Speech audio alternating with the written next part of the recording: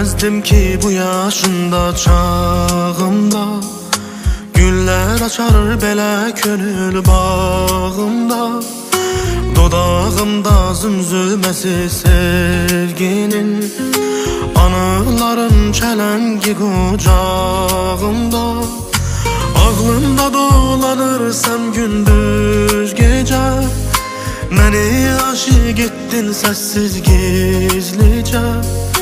Düşüncelerim düşmezdi duyğumda, bu eşkine düştüm ki nece, bu eşkine düştüm ki nece. Məni belə məndən alan olmadı, sinəmə bu cür həyəcan dolmadı. Bir rüyadı yuxudumu gördüyüm, bu nə şirin duyğu mənada.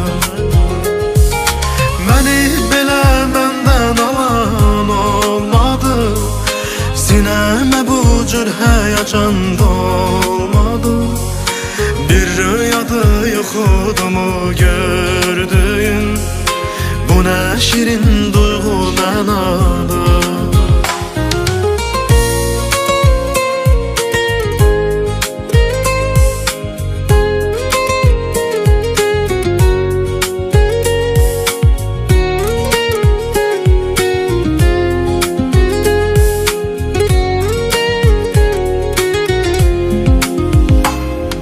Sevince değişir her şey terabe, bakışların üzün gözün sür suret.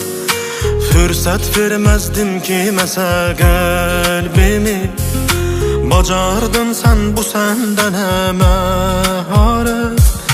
Olup senden ibaret tek hayatım, sana ait emanet tek hayatım.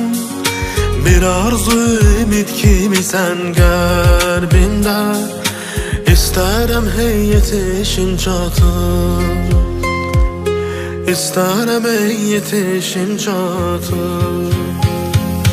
Məni belə məndən alan olmadı, sinəmə bu cür həyəcan dolmadı. Bir rüyadı yuxudumu gördüm, bu nə şirin duyğu mənada. Məni belə məndən alan olmadı, sinəmə bu cür həyəcan dolmadı. Bir rüyadı yuxudumu gördüyüm, bu nə şirin duyğu mənada, bu nə şirin duyğu mənada.